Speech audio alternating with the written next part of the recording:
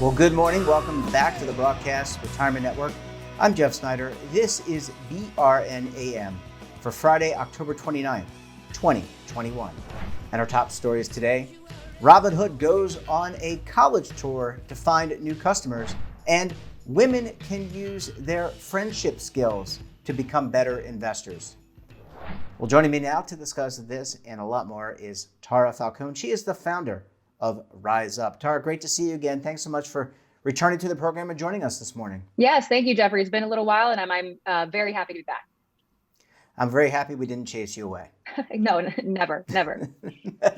We don't want that to happen. All right. No. When I read this story, Tara, I immediately thought of you because you and your team, among the things that you do is you're working with over 25 colleges around the United States. And when I saw that Robinhood was going on a college tour to find new customers, I got to admit, I had some mixed emotions. But I want to get your reaction to this. Yeah, mixed emotions on my side as well, Jeffrey. I think, if you Google my name and Robinhood, you can tell that see that I've been pretty outspoken about Robinhood's practices, especially in regards to, new and young investors over the course of the past few years. So this, pre-GameStop, pre-Shiba Inu, all this crazy stuff that's been going on in the markets. I think while Robinhood's initial goal may have been to democratize finance and democratize investing for all, unfortunately, I think that this college campaign is a little bit of predation disguised as democratization. And that's really where, my kind of, red flags and warning signals are coming up is like, well, what is really their intention here? And, while they can, from the PR perspective, say that it's, we want to get this, young generation of investors investing earlier because we all know the power of compound interest, and the more time in the market, the better that you'll do. Ultimately, the way that, young people are using the Robinhood platform is not for long-term wealth building. It's for day trading and speculation. And ultimately, I think that, there are other financial foundational steps that young people in college should be taking before they start investing. And it seems like Robinhood's jumping the gun a little bit there. Yeah, and this to me seems eerily similar to when I was a college student many moons ago, decades ago, where the credit card companies walked on campus and said, hey, you can get credit. It's very important, by the way, to establish credit, but they would hand out credit cards like you were handing out Halloween candy. And at the end of the day, what happened to a lot of my friends is they had large credit and debt balances. And so my concern, I think I share with you, is that this is a great tactic for people to get involved, but there's a lot that you need to learn along the way to be a solid investor. Yeah, absolutely. And there are, other things like establishing credit or, starting to build an emergency fund, or even just understanding how to budget and manage your cash flow that should really be done before you dive into investing, whether that's, buying your first stock or cryptocurrency, or, God forbid, buying an option or derivative before you buy the underlying ever first either. And it is eerily similar to what happened with the credit card companies. And actually, that was so predatory that Congress had to step in and say, these credit card companies can't do this anymore because we have, unknowing, really uninformed young minds that are very, very moldable and impressionable, who don't know any better, really being taken advantage of here. And that's what I am concerned about happening with what Robinhood is doing on college campuses, or what they have been doing over the course of the past month per their campaign. Yeah, I recall the movie Beautiful Mind, where he said, eager young minds. And I think, look, the pandemic has created a lot of opportunity. We've been sitting at home, a lot of us, or working remotely. You have a little bit more downtime. That commute is shortened. And so, hey, why not get into trading? What can be done about this? I mean, I don't necessarily fault Robinhood. They're a business trying to get more customers.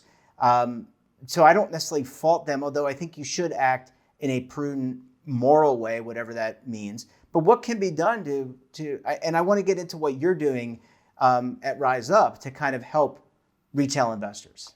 Yeah, I think the best thing, that can be done is, and I agree with you, Robinhood's a business, right? As a startup founder myself, I understand the pressures of, trying to grow and trying to continue increasing their, your monthly active users and growing your revenue base and being beholden to investors and all those types of things.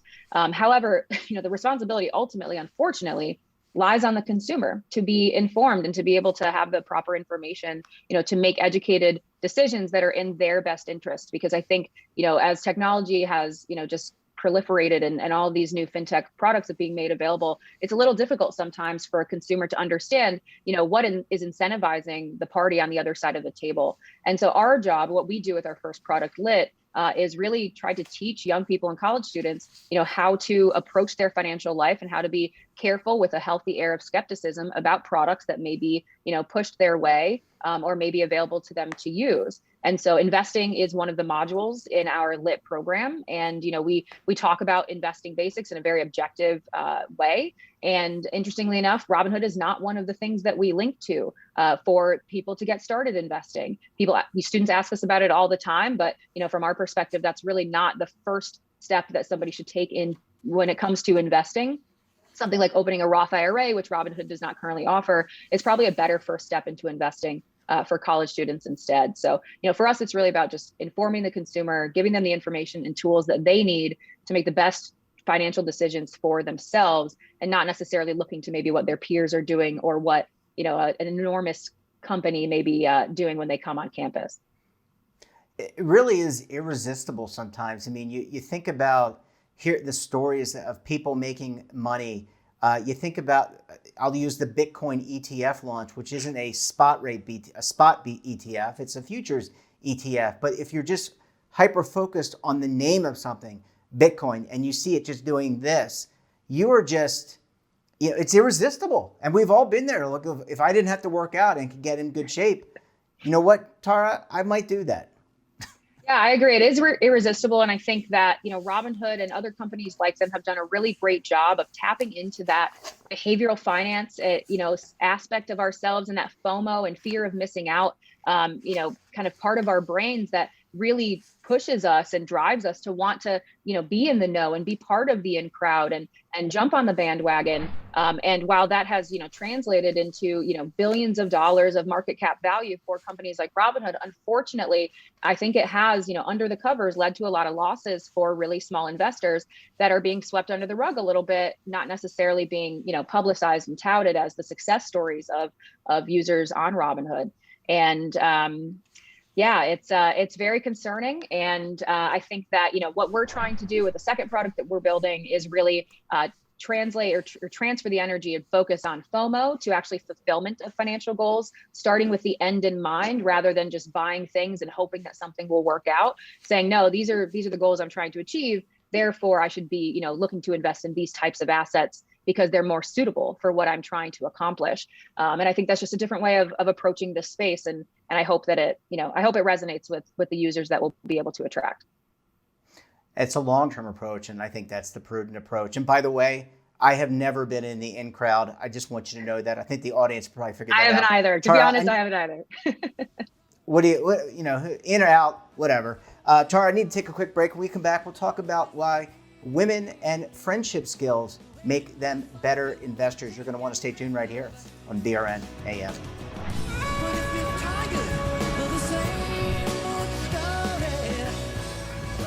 Imagine a new television network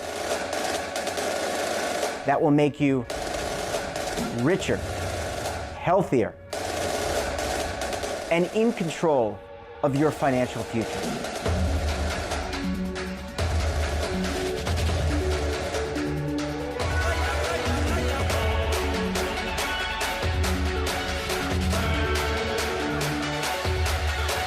This network is for the policewoman in Nashville, Tennessee, the baker in Dubuque, Iowa, the teacher in Lexington, Kentucky. We want to make the idea of savings and retirement culturally relevant. But what do you see as a defining issue of the midterms, especially for the smaller businesses? I mean, they are the lifeblood of the American economy.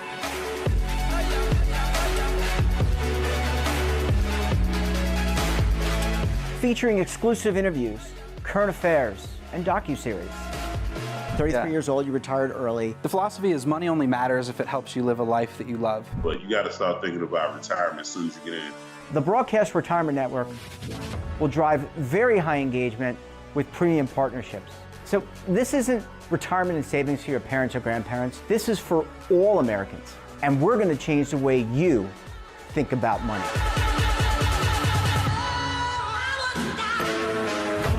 Welcome to to the next frontier of retirement and savings.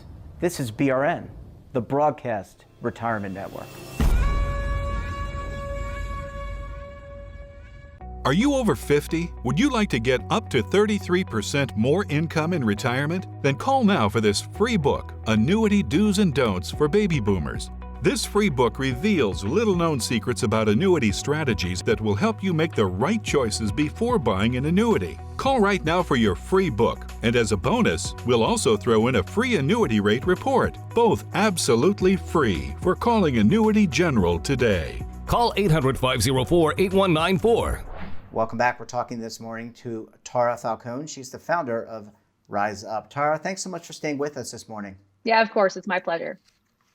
I really like this story because I think that anyone, I really believe this, anyone can leverage their skills to become better at anything. Doesn't mean you're going to be a superstar athlete, but you can leverage the skills that you have to be a better person, a better real estate agent, or even a better investor. And let me ask you, Tara, women categorically build great relationships. How does this translate into being a better investor?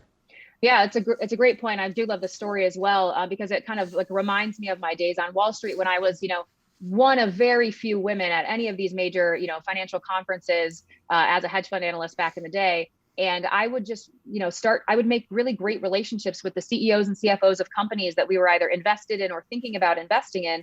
And just those relationships, opened doors, and got me access to maybe ask them questions or, additional meetings that maybe other people weren't able to get because I had established those, kind of one-on-one relationships. I would ask about their kids, right? Like normal things, because I recognized that they were people. And so I think that, on that side, that's one way that I have leveraged that. But I think also, when it comes to, women in relationships, we're generally, very happy to spill the tea on all sorts of aspects of our lives, from everything from, what's going on with our kids to our romantic lives to everything in between. But interestingly, finance is still something that's relatively taboo. And I would love to see, more women, even in my own friends group, start to kind of, talk in detail, like dish on the details of their finances in the, the stock market, as we do in other topics of our lives. And, I'm lucky to be a part of a few like WhatsApp groups and things like stock clubs, if you will, where we do that. But I will say our numbers are too few. We need to increase those. And being independent doesn't mean that you can't be part of a relationship, that you can't be part of a friend group, right? We all want to be independent, meaning that we can make our own choices. We can buy goods and services that we want. We can reward our families. I guess I agree with you in that I don't see why more people, men and women, wouldn't want to build solid relationships for the long term so that they can be better at whatever their chosen skill or chosen vocation is. Yeah, absolutely. And I think when it comes to investing, companies like Public and a relatively newer company called Common Stock, an additional one called Finery, these are all, kind of younger startups, I guess, compared to Robinhood. They're really tapping into the social aspect of investing and making it so that you can either, sort of follow what your friends or other people, influencers, if you will, are doing in the markets, so that you can create like private chat groups with your friends about, certain things or market moves that you're making.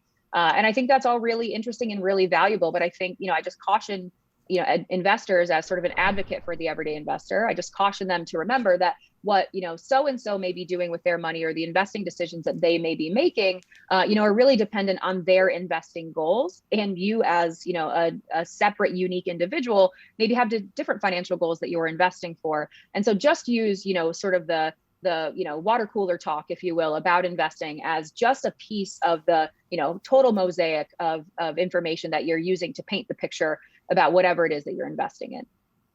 Yeah, I don't buy the stigma, the stereotype, maybe it's the right word, stereotype, that women can't be good investors or great investors. I don't buy the stigma that they can't be good at math.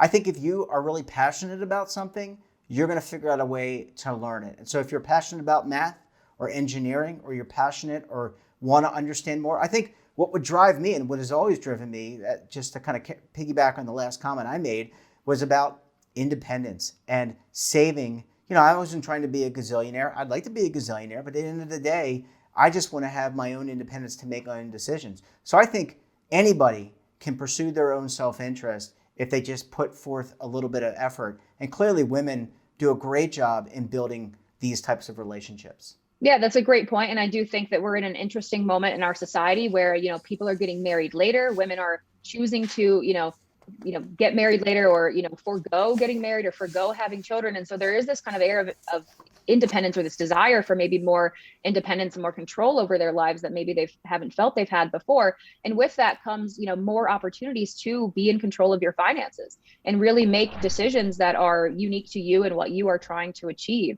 So I absolutely agree. I think it's we're in this interesting, moment in time where, all of this access to investing and finance has been quote unquote democratized. However, there's still an issue that only 25 to 30% of new brokerage accounts are being opened by women.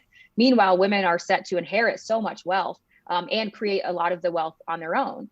And so I think that I think there is a big opportunity for companies that are maybe not exclusively targeting women, like Ellevest, for example, but that maybe are designing things with women more in mind. And that is absolutely something that, as a female founder of a fintech company myself, that is something that we are doing.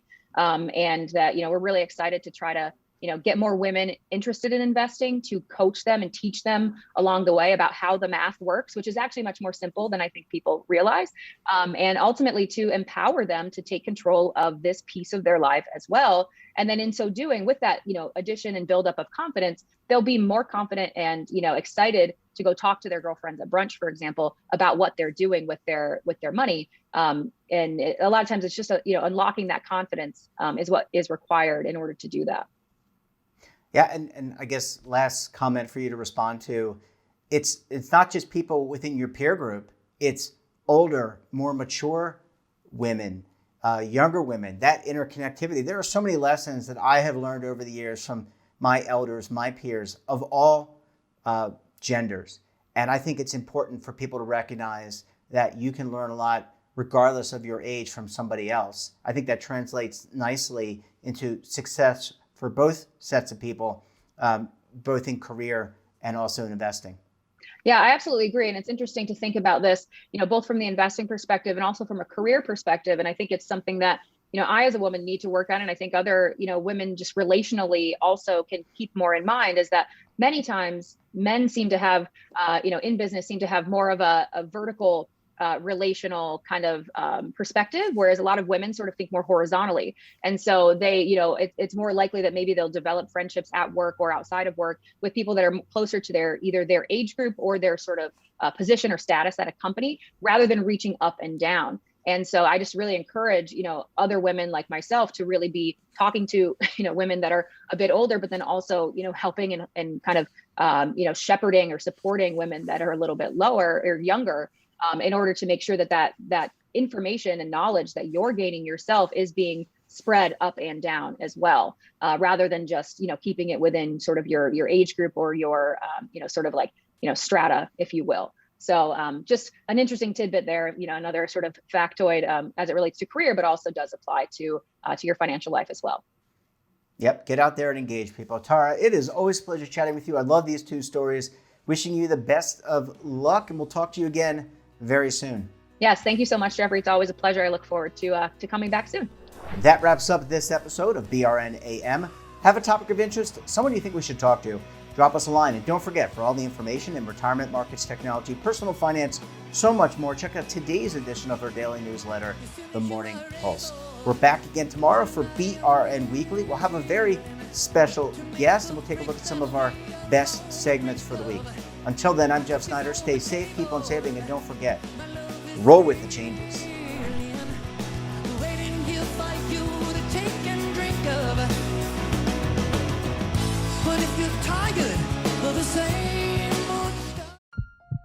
Are you being audited, and do you owe the IRS $10,000 or more in back taxes?